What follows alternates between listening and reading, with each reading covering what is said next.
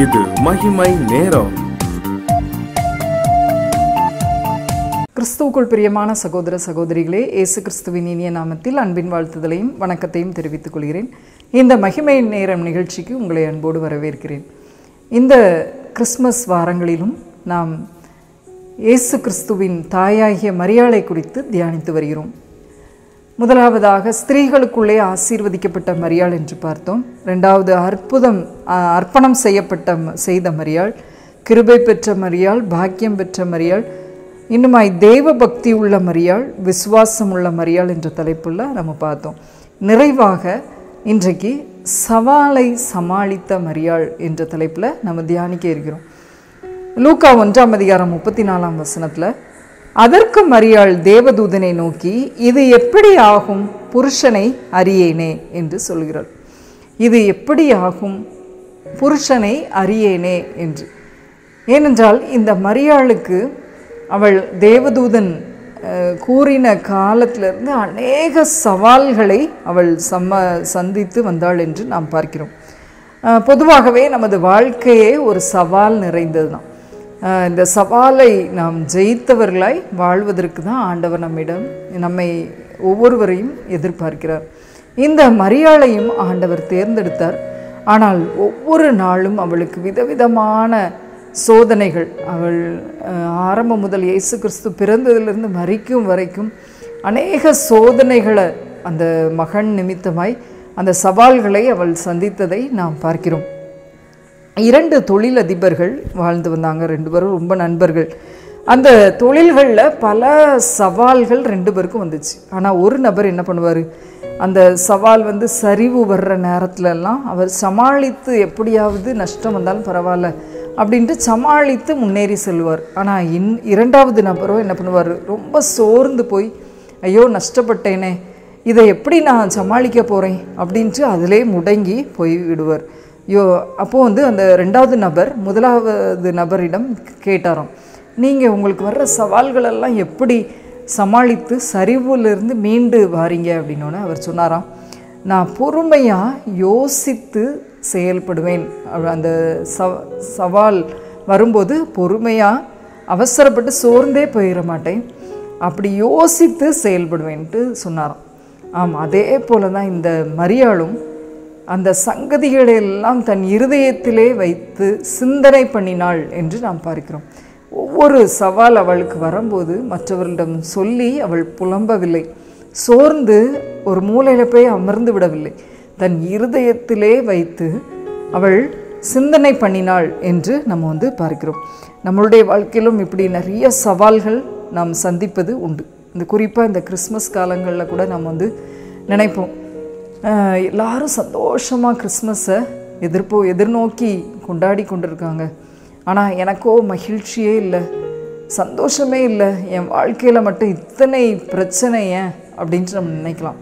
ஆனால் நம்ம அதை பொறுமையோடு இருதயத்தில் வைத்து சிந்திக்கும்போது ஆண்டவர் நமக்கு வசனங்களை கொண்டு நமக்கு வழியை உருவாக்கி நம்மை மகிழ்ச்சியால் நிரப்ப வல்லமை உள்ள தேவனாய் இருக்கிறார். இயேசுவின் தாயாகிய மரியாள் அப்படி தான் தனது சவால்களெல்லாம் அவள் சமாளித்தாள் என்று நம்ம பார்க்கிறோம். என்ன சவால்களெல்லாம் அவள் ஜெயமாக மாற்றினா சமாளித்தாள் அப்படின்னா, முதலாவது தனது கணவன் இந்த சமுதாயத்தை சமாளிக்கிறாள். அந்த சவாலை அவள் சமாளிக்கிறத நம்ம பார்க்குறோம். ஏன்னா தேவதூதன் அவர்கள்ட்ட சொன்ன உடனே, ஆனால் நம்ம யோசேப்பை பற்றி சொல்லும்போது தேவதூதன் மரியாளை சேர்த்துக்குள்ள ஐயப்படாதே அப்படின்னு தான் சொல்கிறார். ஏதாவது மரியாள் கர்ப்பமாக இருக்கிறாட்டு சொல்கிறத காட்டிலும் ஐயப்படாதேங்கிறார். அப்போ மரியாள்னா யோசேப்புக்கு அந்த காரியத்தை சொல்லுகிறார். சொல்லி தனது உண்மையின் மூலமாக கணவனை ஆதாயப்படுத்தி கொள்கிறவளாக காணப்படுகிறான்.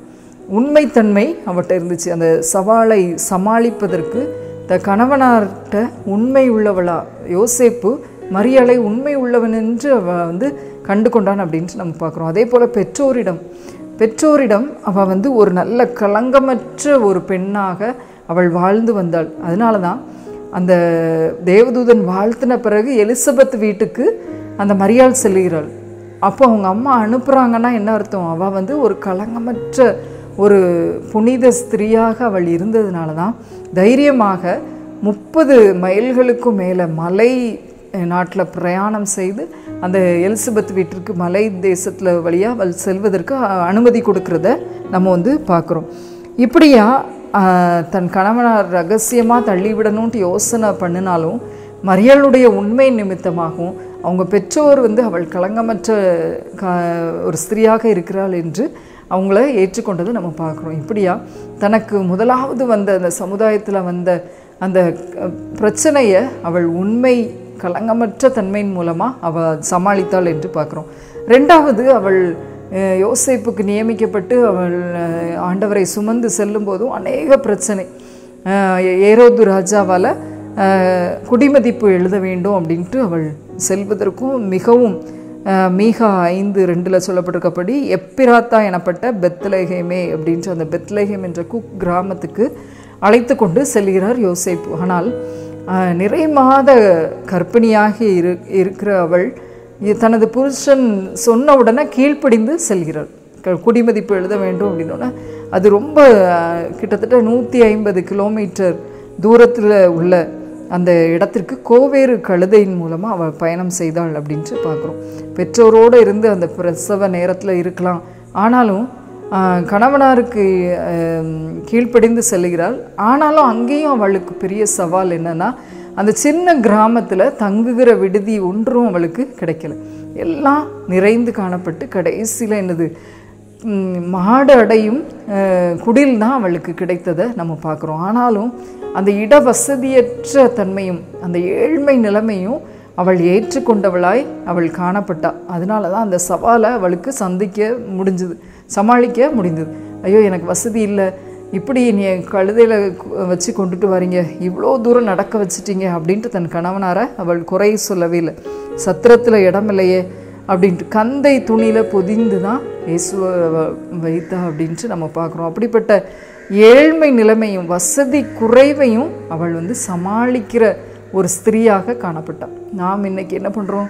ஐயோ, அவங்கள மாதிரி எனக்கு இல்லை, இவங்கள மாதிரி என்னால் இல்லை அப்படின்ட்டு நம்ம அதனால தான் சந்தோஷத்தை இழந்தவர்களாய் கிறிஸ்மஸ் காலங்களில் இருக்கிறோம். இருக்கிற காரியங்களில் நம்ம அதை முழு மனதோடு ஏற்றுக்கொள்ளும் போது, அதை சமாளிக்கும் போது நிச்சயம் ஆண்டவரது ஆசீர்வாதம் நம்மளுக்கு கிடைக்கும்.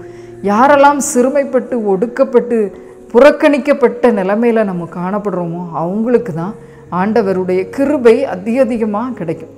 நாம் இருக்கிறதுல நாம் புறக்கணிக்கப்பட்டு சிறுமைப்படுத்தப்பட்டவர்களாக இருந்தாலும் அதை முழு மனதோடு நம்ம ஏற்றுக்கொள்ளும் போது ஆண்டவர் நிச்சயம் நம்மை உயர்த்தி ஆசீர்வதிக்க சித்தமுள்ளவராக இருக்கிறார். அதை நாம் ஒவ்வொருவரும் கண்கூடாக கண்டு கொள்ளலாம். இந்த மரியாளையும் அப்படி தான் ஆண்டவர் உயர்த்தினதை நம்ம பார்க்கிறோம். ஏழ்மை நிலைமையில் இருந்த மரியாள், ஆனால் எல்லாவற்றையும் அவள் சமாளித்து வாழ்கிற அந்த குணம் அவளை இத்தனையாய் உலகம் முழுவதும் அவளை உயர்த்தி நிற்க வைத்தது என்று பார்க்கிறோம். மூன்றாவதாகவும் அவளுக்கு ஒரு சவால், பெரிய சவால், துரத்தப்பட்ட ஒரு அகதி வாழ்க்கை போல.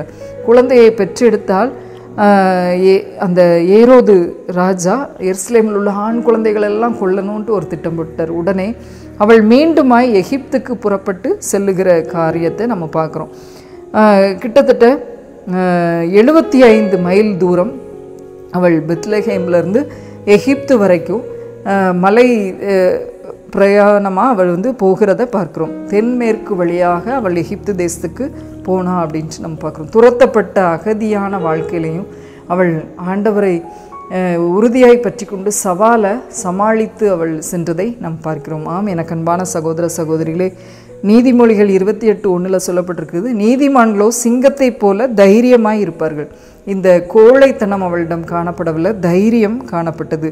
பொறுப்புள்ள பின்வாங்காமல் அவள் சவாலை ஜெயித்து முன் சென்ற ஒரு பெண்ணாக காணப்படுகிறதை பார்க்கிறோம். எனக்கு அன்பான சகோதர சகோதரிகளை, மரியாளை குறித்து நாம் இந்த வாரம் முழுவதும் தியானித்தோம். நாம் கற்று கொண்டவைகளில் நிலைத்திருப்போம். கர்த்தர் நம் ஒவ்வொருவரையும் ஆசீர்வதிப்பாராக. ஜெபம். அன்பின் பிதாவே, இந்த அருமையான நேரத்திற்காக உமக்கு நன்றி செலுத்துகிறோமப்பா. இயேசுவின் தாயாகிய மரியாளை ஆண்டவரே இன்று உலகமே கடவுளாக கொண்டாடுகிறது. இன்னுமாய் புனித மேரி என்று அவங்களை வாழ்த்துகிறது கர்த்தாவே. அப்படிப்பட்ட பாக்கியம் அவள் பெறுவதற்கு அவங்க வாழ்க்கையில் என்னெல்லாம் செஞ்சாங்க என்பதை எங்களுக்கு கற்றுக் கொடுத்தீர் ஆண்டவரே. நாங்களும் கர்த்தாவே எங்களுடைய வாழ்க்கையில் அப்படிப்பட்ட நற்குணங்களை பெற்றவர்களாய் ஆண்டவரே உமக்கு சாட்சியுள்ள வாழ்க்கை வாழ எங்களுக்கு கிருபை செய்திடணும். இந்த கிறிஸ்மஸ் காலங்கள் ஒவ்வொரு குடும்பங்களிலும் சந்தோஷமும் மகிழ்ச்சியும் நிறைவாய் பெருகட்டும் அப்பா. ஆண்டவரை கொடுத்த வாய்ப்பை ஆண்டவரை பயன்படுத்தி இருக்கிறதுல சந்தோஷத்தோடு ஆண்டவரை கொண்டாடும் கிருபைகளை கொடுத்து ஆசீர்வதித்தரலாம். மீட்பர் இயேசு கிறிஸ்துவின் மூலமாய் வேண்டிக் கொள்கிறோம் பரமபிதாவே. ஆமேன்.